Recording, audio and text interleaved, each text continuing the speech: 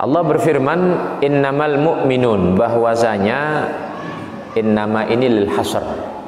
Hasr itu pembatasan. Jadi terbatas begitu ya. Innamal mu'minun, bahwasanya terbatas bagi mereka kalangan orang-orang beriman itu adalah bersaudara. Orang-orang beriman itu, orang-orang mukmin itu bersaudara. Fa aslihu, maka damaikanlah baina akhawaikum, di antara saudara-saudara kalian kalau mereka punya perselisihan, kalau mereka sesama orang mukmin ini punya permasalahan, kalau mereka sesama orang mukmin ini ada mungkin hasud, kedengkian, permusuhan, fa aslihu baina akhawaikum, damaikanlah mereka sesama kaum mukminin. Kenapa kita dikatakan orang beriman ini saudara? Ada istilah saudara kandung, ada istilah saudara dalam agama. Lalu kalau dikatakan bersaudara, tentu ada ikatan agama. Namanya saudara itu berarti ada bapaknya, ada ibunya, kan begitu ya. Dalam ikatan agama, ikatan ruh ini, bapak kita adalah Rasulullah langsung, yaitu Abul Qasim. Tetapi Nabi Muhammad tidak disebut sebagai bapak secara umumnya. Dan sekaligus penegasan, istrinya beliau, para istri Nabi dikatakan ummul mukminin, ibunya para kaum mukminin. Jadi bapak secara ruh itu adalah Rasulullah Shallallahu Alaihi Wasallam untuk semua kaum mukminin.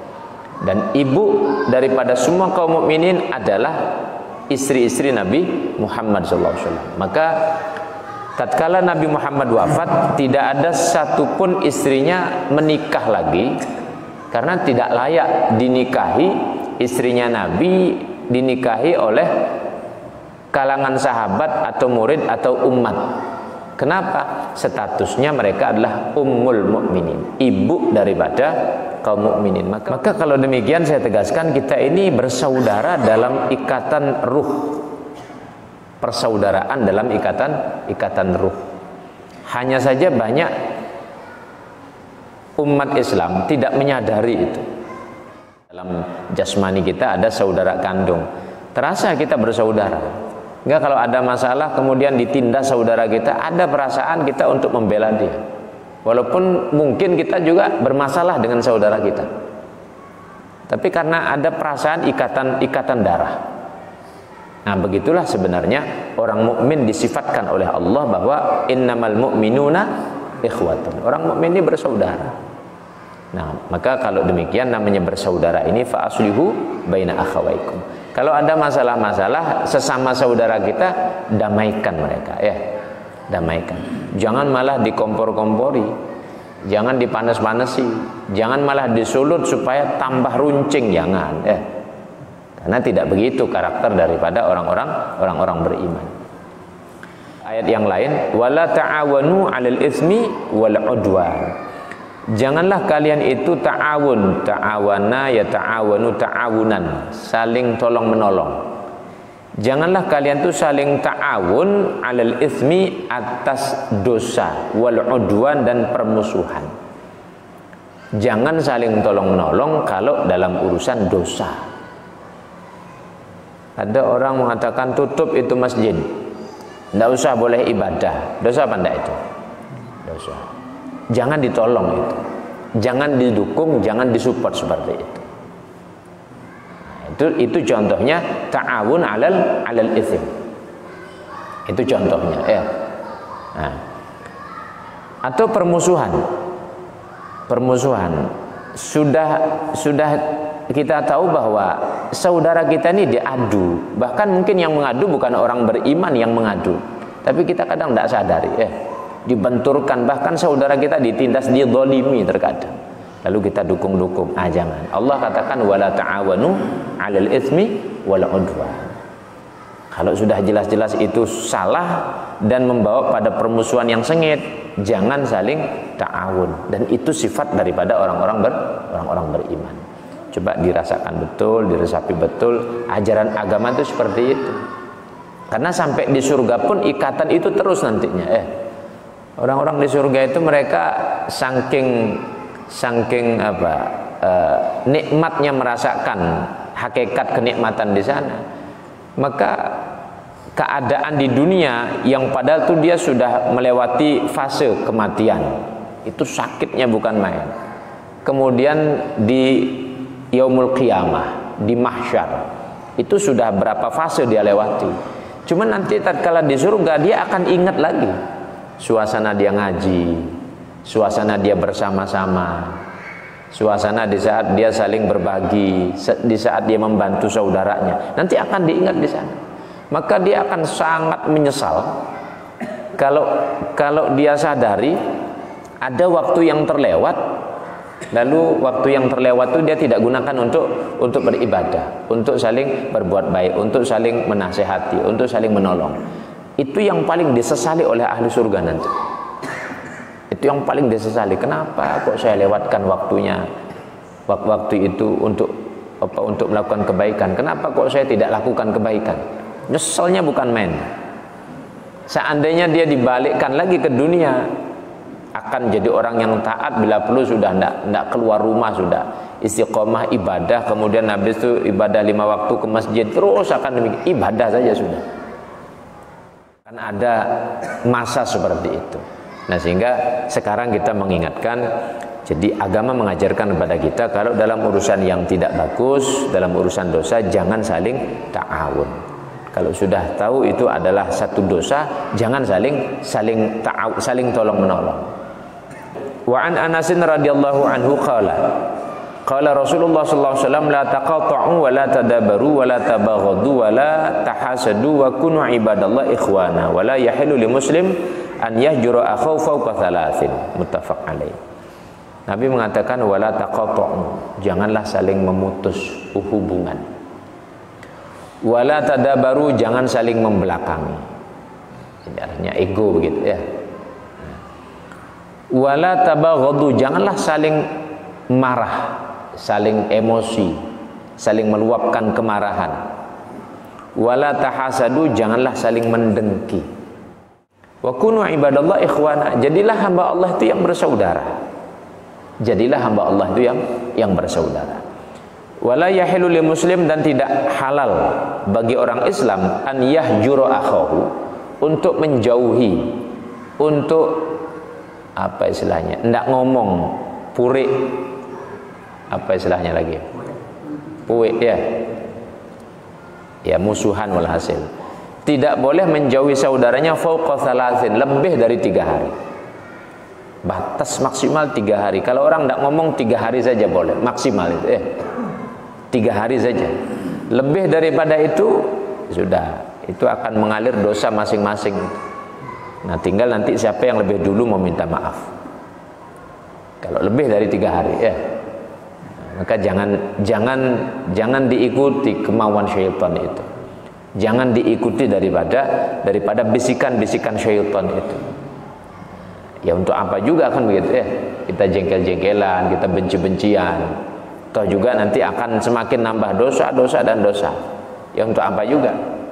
Satu sisi kita sholatnya bagus, satu sisi kita baca Quran, tapi sisi yang lain hakul adam, kita terus musuhan, dosa terus mengalir, pahala coba kita kumpulkan. Nanti pada akhirnya dosa-dosa ini akan mengungguli menutupi daripada pahala ini. Ya bangkrut juga jadinya Jadi yang namanya al-muflis, bangkrut kan seperti itu jadinya nanti. Baik. Wa an Abi Ayyub radhiyallahu anhu anna Rasulullah sallallahu alaihi wasallam qala la yahillu lil muslim an yahjura akhahu fawqa thalathi layalin yaltaqiyan fayuridu hadza wa yuridu hadza wa khairuhuma alladhi yabda'u bisalam. Nabi menegaskan bahwa tidak halal orang Islam itu untuk menjauhi saudaranya 3 malam. Redaksinya kalau sebelumnya fawqa thalathin. Kalau redaksi berikutnya salasati layalin, 3 malam. Tidak boleh lebih daripada itu.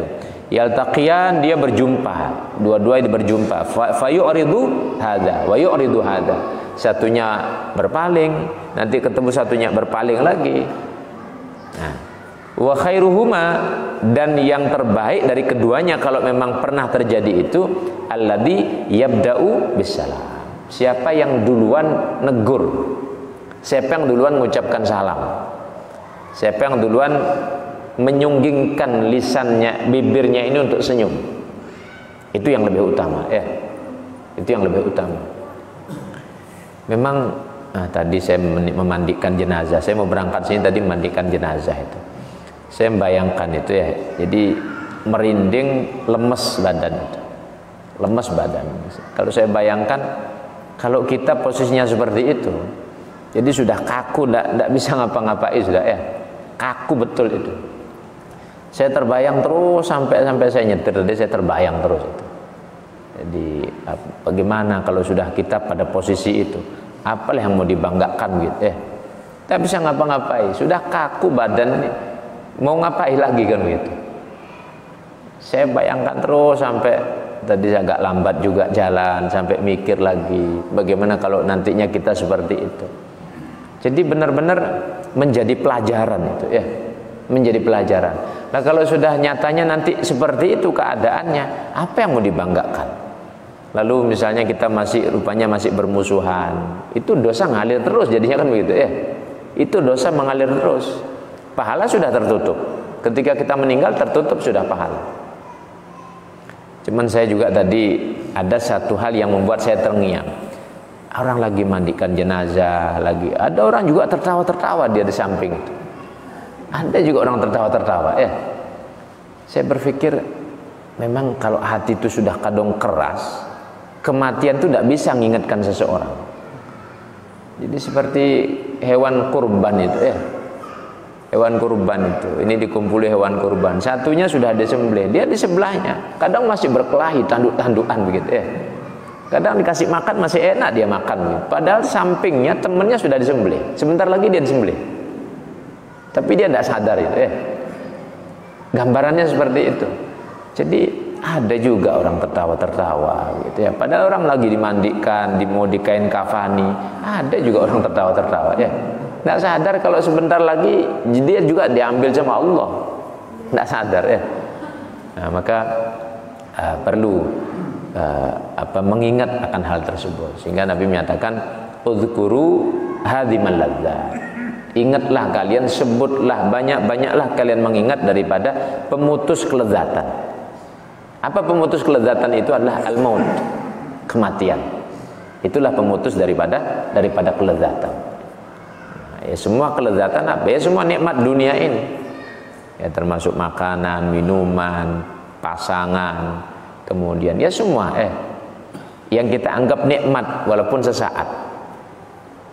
Maka Nabi mengingatkan, ingat banyak-banyaklah kalian mengingat daripada pemutus kelezatan. Karena kalau sudah benar-benar ingat, disadari betul, langsung kita dudukkan pada posisi kita. Lemas benar itu, ya. Lemas benar itu.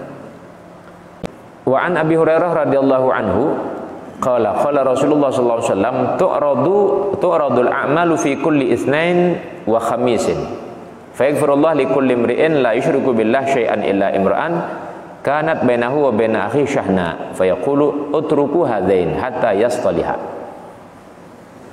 Amal kita manusia ini akan naik, diterima, akan terangkat amal mingguan itu pada hari Senin dan hari Kamis.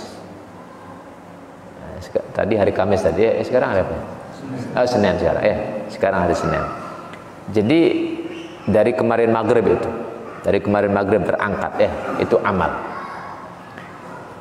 Kenapa Nabi melakukan sunnah puasa sunnah pada hari Senin? Selain memang kelahirannya beliau pada hari Senin, beliau juga mengetahui bahwa amal itu akan naik pada hari Senin. Sehingga kalau malaikat mendapatkan ini kok puasa, nanti pas hari Kamis juga kok dapatkan puasa, maka malaikat akan melaporkan, bagaimana si fulan itu? Ya Allah, aku temukan dia lagi berpuasa terus. Jadi dikira 1 minggu penuh puasa oleh malaikat kan begitu, karena setiap ketemu pas puasa.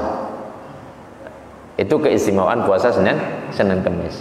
Jadi Nabi dilahirkan pada hari Senin, maka baguslah kita berpuasa pada hari Senin. Dan itu artinya juga Nabi berpuasa atas kelahirannya beliau. Ketika Nabi tanya, kenapa engkau puasa hari Senin ya Rasulullah? Nabi mengatakan, karena aku lahir pada hari Senin. Maka kemudian ada ulama yang memberikan penjelasan lebih dalam terkait dengan riwayat tersebut. Ada puasa hari kelahiran. Nah, kemudian hari Kamis juga demikian, karena amalan manusia itu naik atau terangkat pada hari Kamis. Jadi diingat Senin dan Kamis. Maka siapkan betul itu ya. Jangan di saat malaikat datang amalan kita kosong. Nah, jadi usahakan Senin dan Kamis. Ya ini dulu yang kita mampu ya. Ini dulu yang kita mampu. Kalau kemudian nanti tiap hari kita sudah mampu, artinya tertata bacaan Quran lah tiap hari ya, walaupun 10 ayat ya. Kan ya apa ringan ngomong lah ya. Tapi kalau praktek berat. Walaupun cuma 10 ayat ya. Kalau prakteknya berat itu, tidak gampang. Nah, ya sholat duhanya ya ada juga. Kemudian ya sholat sunnah qobliyah ba'diyahnya ya ada juga. Kemudian ya tahajudnya ya walaupun tidak banyak-banyak ya. Walaupun cuma 2 rakaat, lakukan itu tahajud. Nah, insyaallah di saat amalan itu naik, maka kita mendapatkan poin-poin yang utama nanti di hadapan Allah. Kemudian dilanjutkan, fayaghfirullah likulli imri'in, maka Allah akan ampuni setiap manusia la yusyriku billah syai'a, dengan catatan tidak menyekutukan Allah, tidak syirik. Itu yang pertama. Kemudian illa, kecuali imra'an, kecuali orang yang, ini yang kedua, kanat bainahu wa baina akhi syahna, ada antara dia dan saudaranya itu permusuhan. Kalau dia masih bermusuhan, nah itu dia tidak naik amalnya itu, tertolak itu amalnya. Kalau dia masih bermusuhan, walaupun orang pada naik amalnya, nah dia ini ditolak oleh Allah. Maka Allah katakan, utruku hadaini, sudah biari dulu 2 orang ini, hatta yastaliha, sampai dia berbaikan. Kalau dia belum berbaikan, sudah biari saja, tidak usah diurusi amalnya. Jadi amalnya tertolak ya. Kalau dia bermusuhan. Bisa dibayangkan kalau misalnya kita sudah capek-capek ngumpuli amal, belum baca Quran, belum berzikirnya, belum sholat sunnahnya, belum sedekahnya, belum macam-macamnya ya. Lalu tiba-tiba di saat kita diangkat itu amal, karena ada satu perkara ini saja, kok kita bermusuhan sama saudara kita. Akhirnya malaikat Allah katakan, sudah biari saja itu orang itu, tidak usah diurusi dulu amalnya dia. Bagaimana kalau begitu ya? Kan sia-sia jadinya. Ya. Nah, maka kalau demikian tidak ada gunanya kalau orang itu musuh-musuhan, tidak ada gunanya ya. Tidak ada manfaatnya itu.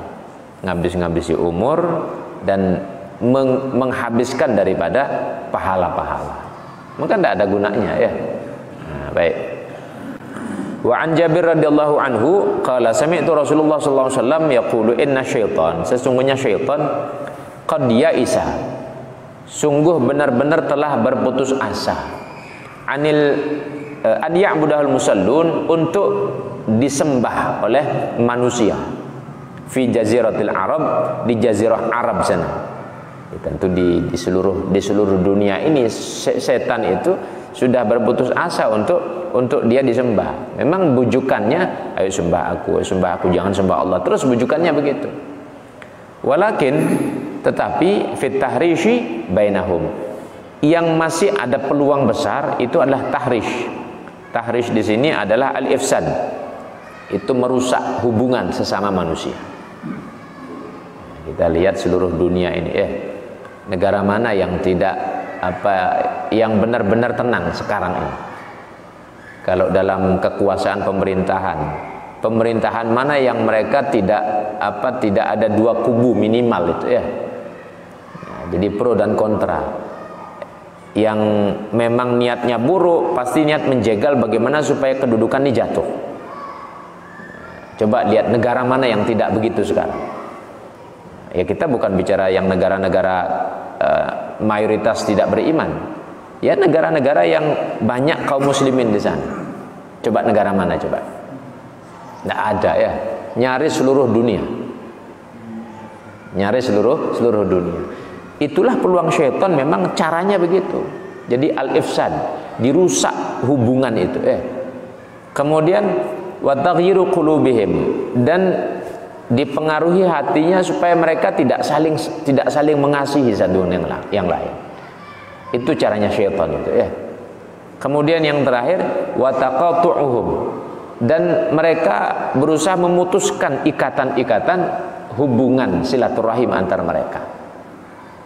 Itu dari tingkat negara sampai provinsi, yang lebih kecil lagi sampai kota, kemudian kampung ya, RT RW ya.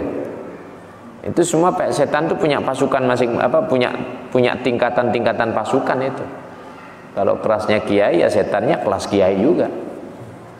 Kalau kelasnya kepala desa, setannya kepala desa juga ya. Kalau misalnya kelasnya ketua RT, ketua RW misalnya, ya setannya kelas itu juga. Ya tidak mungkin setan kelas presiden turun untuk mempengaruhi yang kelas RT RW, kan tidak mungkin ya. Jadi ringan bagi mereka itu. Jadi artinya ada kelas-kelasnya itu.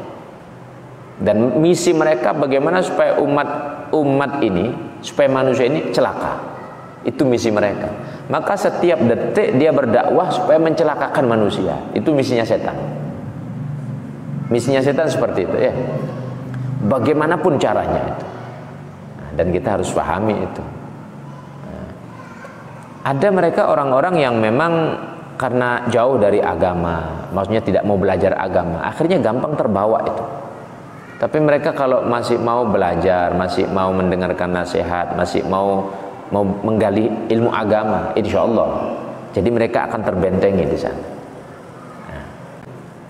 Wa an Abi Hurairah radhiyallahu anhu qala qala Rasulullah sallallahu alaihi wasallam la yahillu lil muslim an yahjura akhahu fawqa thalathin faman hajara fawqa thalath famata dakhalan nar.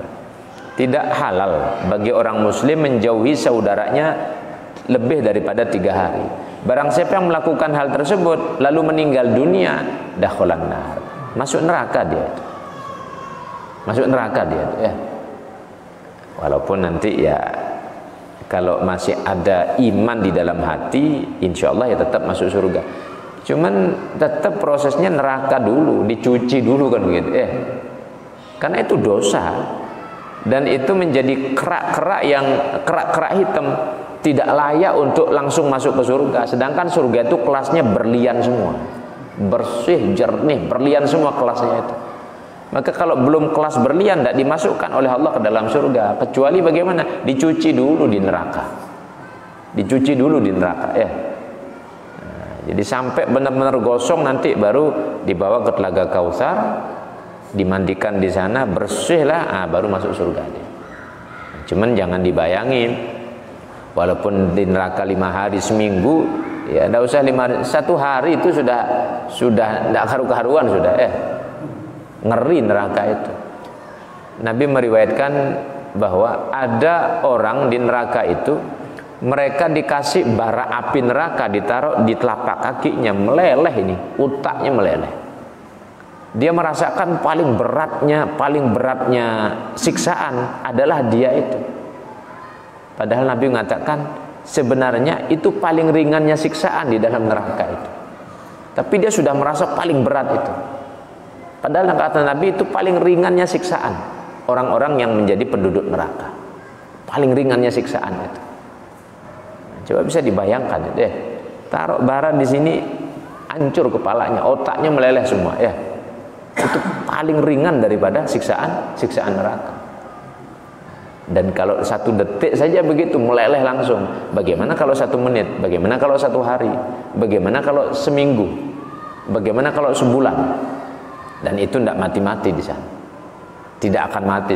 Cuman dia merasakan siksaan demikian. Jadi semakin hari semakin parah, semakin sakit, semakin sampai puncak.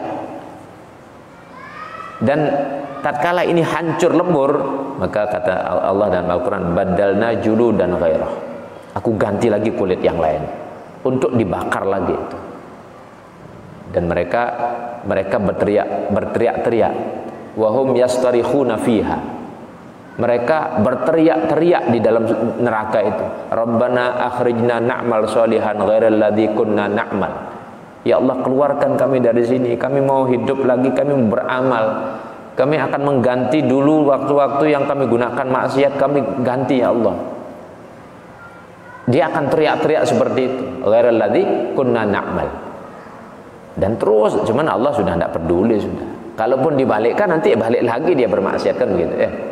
Allah sudah tahu itu fitrahnya manusia itu. Nah, baik.